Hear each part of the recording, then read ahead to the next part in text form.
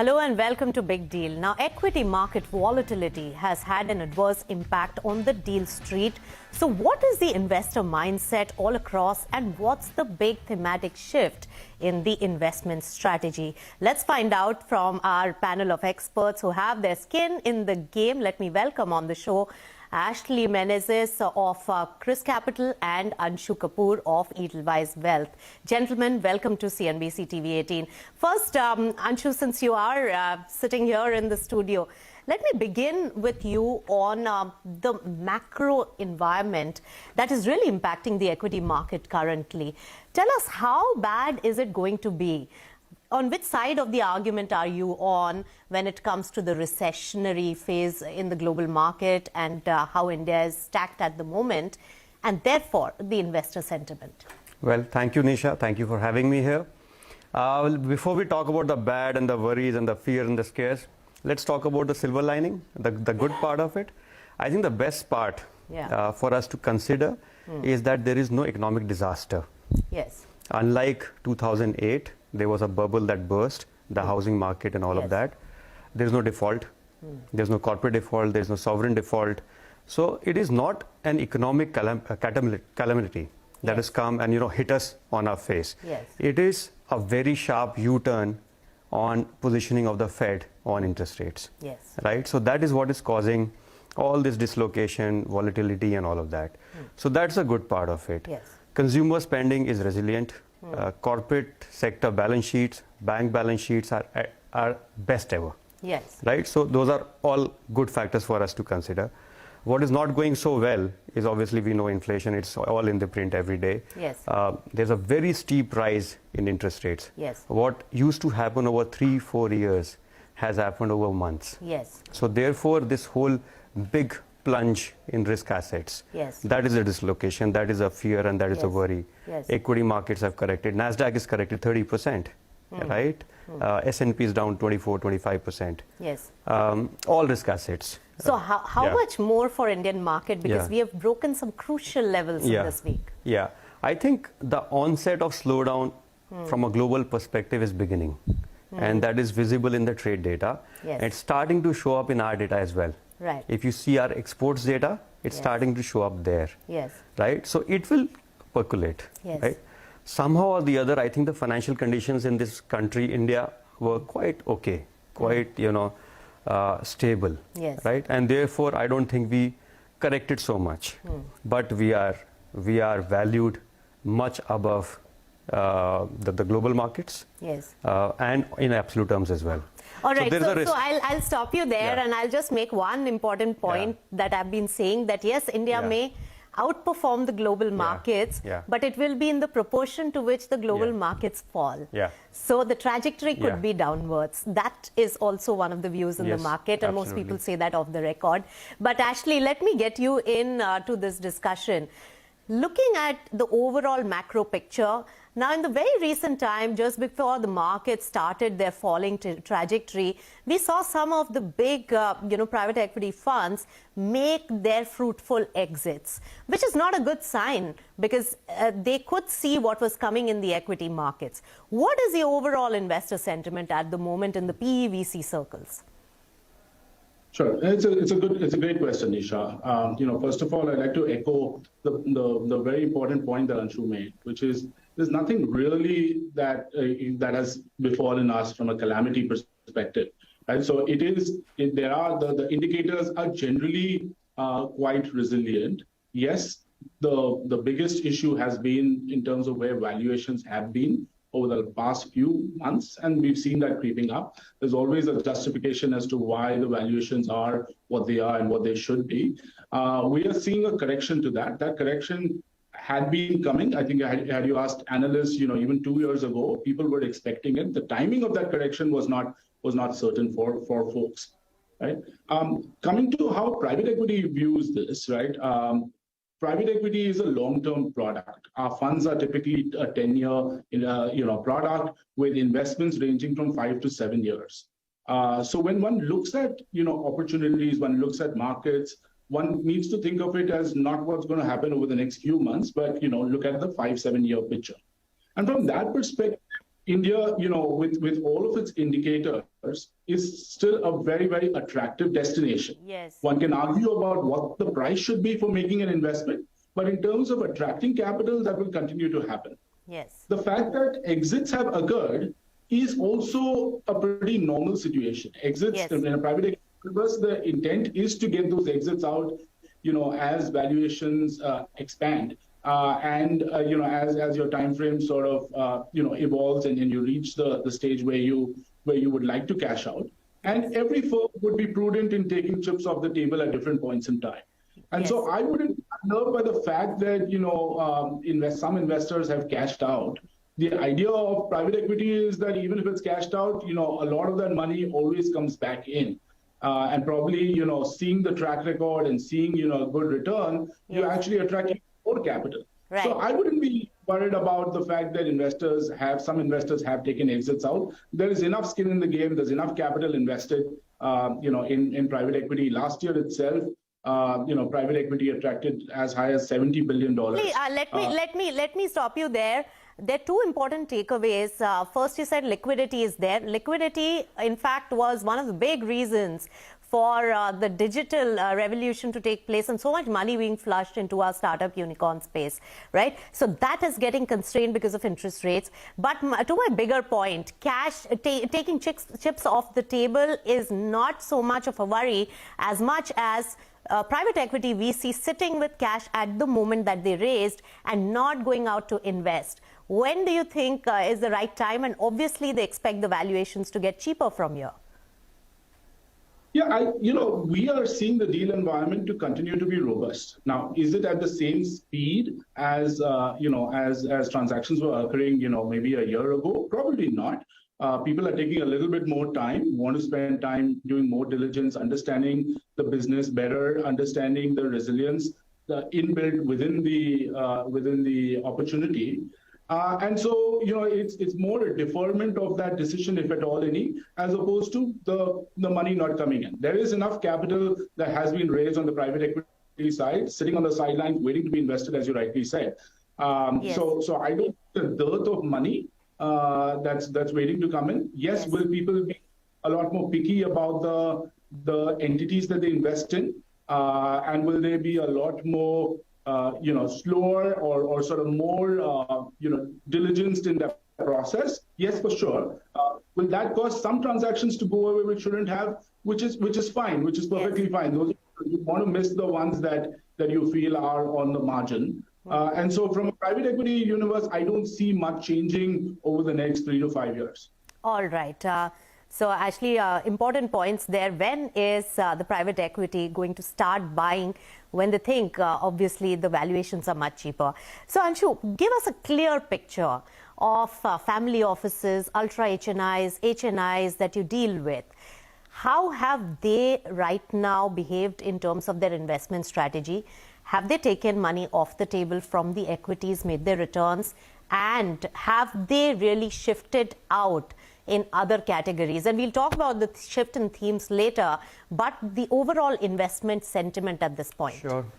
Nisha, first of all, the mood is not bad. Okay. There is this fundamental conviction on the India story. That is number one. And the second part, the big part, is that from an allocation perspective, it's a consistent allocation. And thirdly, I think these clients, the investors, have become mature in dealing with all these crises that keep coming. Yes. So there's a fair amount of calmness as far as the investor is concerned in terms of allocating to asset classes. On your question on how they're allocating. Yes. See, equity allocations have been very dynamic. Gone are the days where people said, okay, let me invest for 5 years. Okay. From equity market perspective, how has the shift taken place? And is there a little muted interest in equity investments now? See, as far as the direct investing in stocks goes, so as I said, there is a lot more dynamic investing happening. So clients came in into the IT sector. The IT sector was doing very well. Then they went into banking. From there, they went into auto, real estate, right, and now pharma. So there's fair amount of quick rotation happening as far as the equity allocation is concerned. As far as investing in AIFs, PMSs, and all of that is concerned, I think it's theme-based. if there are themes, Okay. there is allocation happening there. Right. Right? And a big chunk on mutual funds is now 30, 40, 50% is passive. Yes. Taking into consideration that it's very hard for managers to outperform over the long run. So the boring or the long-term investing is moving towards passive increasingly as far as the mutual fund investing is concerned. So mutual fund has seen some outflows. No, I think mutual funds keep seeing whatever the SIP inflow keeps coming, about $1.5 to $2 billion. Well, that's a good part of the India story. Right. That like clockwork, this $1.5 to $2 billion comes in every month in the mutual fund space. Right. And that is what has held up the markets. Right. So good point there, and we'll try to understand more about the shift in the investment culture and strategy that has taken place with the changing environment in macros. Stay on with Big Deal. We are back in a jiffy.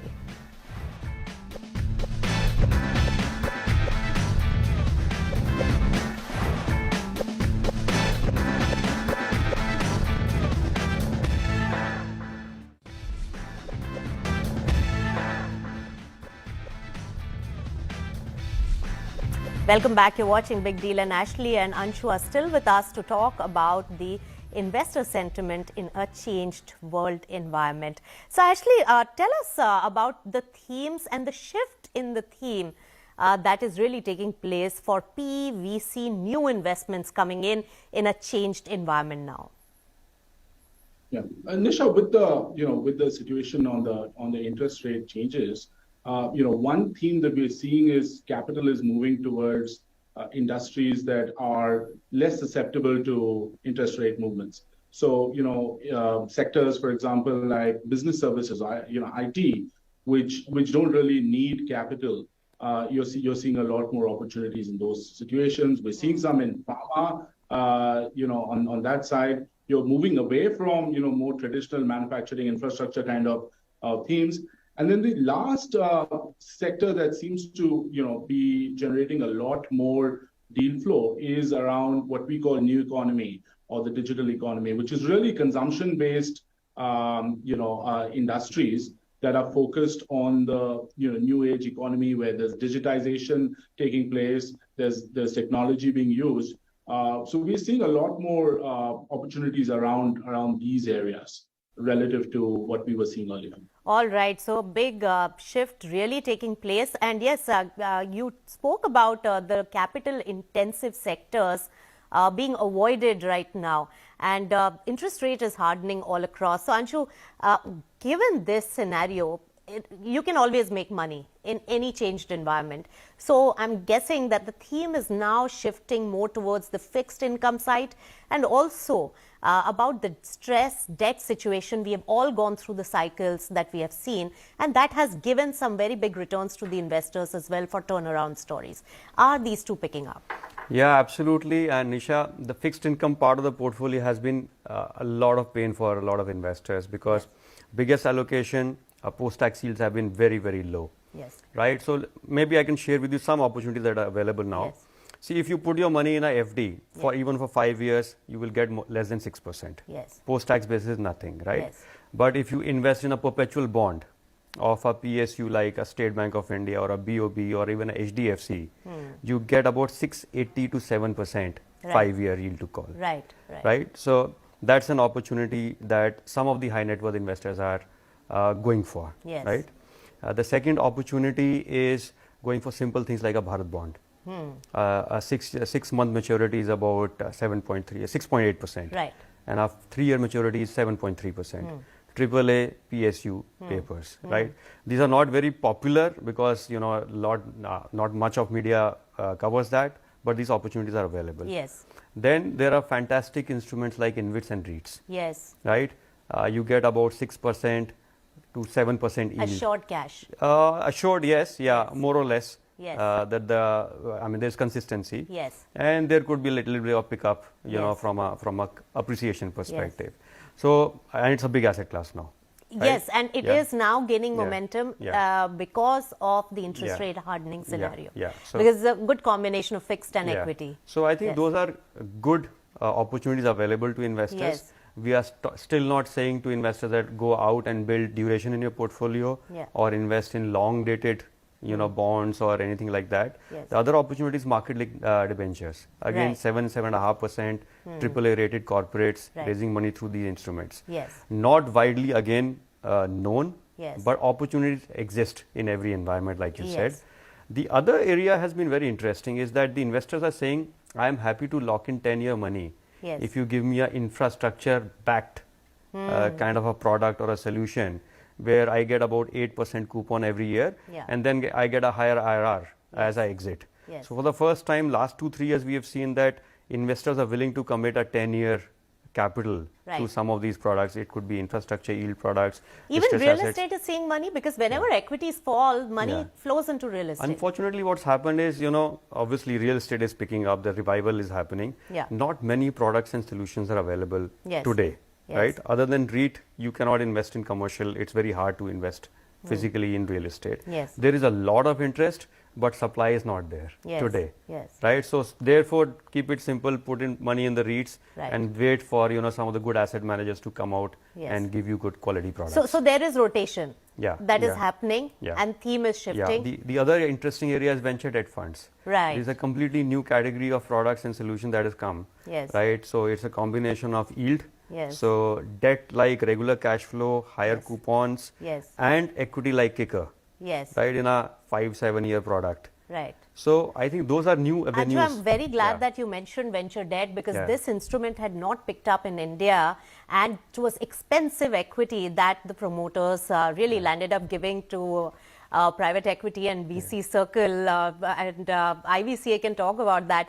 So actually now this, exit opportunities have also been constrained for the investor class, and especially in the startup space. How do you see that particular scenario at the moment? Yeah, no, look, the IPO markets or capital markets have always been cyclical. So you had situations where, capital markets boom, and then you go through a phase where there's the capital markets are non-existent. Right? So you will continue to see that. We are going through a phase where the last couple of years have been very, very strong, and you're seeing a correction to that, and you will see that for a little while. So that is something that people need to take in their stride. Our advice to companies is, obviously we look at an investment exit horizon, and the reason why we say it's a 5 to 7 year investment horizon, because you don't know what's going to happen in year 5. Yes. So you should have the ability to be able to stay in if markets are not conducive for an exit. Yes. Right? So I think that staying part, at least as far as good companies are concerned, they will be able to raise alternate capital, which could be a bridge sort of finance if the IPO is getting delayed. And that will be able to sustain them for the next couple of years or so. And I think with good companies, you will not have that issue. As I said, there Yes. is capital sidelines that wants to be invested, that's waiting to be invested. Besides, from an exit perspective for a private equity universe, there are 3 broad avenues. One is the capital markets, which we talked about. The other is a sale to another financial sponsor, which is secondary. Yes. To another secondary. Again, because there's a lot of capital sitting on the sides, Yes. one of those transactions are occurring. And strategic, actually, strategic is the main point. I just have a feeling that now consolidation is something that could be the last resort for the exits, timely exits in this particular case. One word answer. You hit the nail on the head. Okay, Nisha, so consolidation will be a very big theme picking up. We are running out of time. Final question to you, Anshu, on the IPO market. Your HNIs, ultra HNIs are the big ones who push the IPO. How is the response there for IPOs and especially startup IPOs? I guess there's a big amount of learning all of us went through when a lot of this digital companies listed.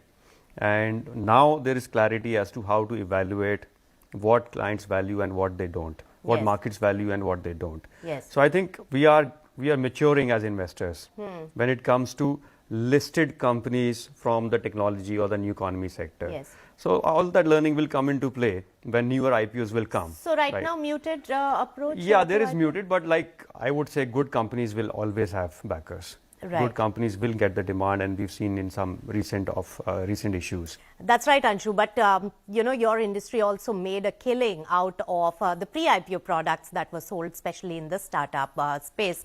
All right. With that, thank you so much, Anshu, as well as Ashley, for joining us here to give us a sense of how the investor sentiment is really changing with changing times. With that, it's a wrap on Big Deal. Thanks so much for tuning in.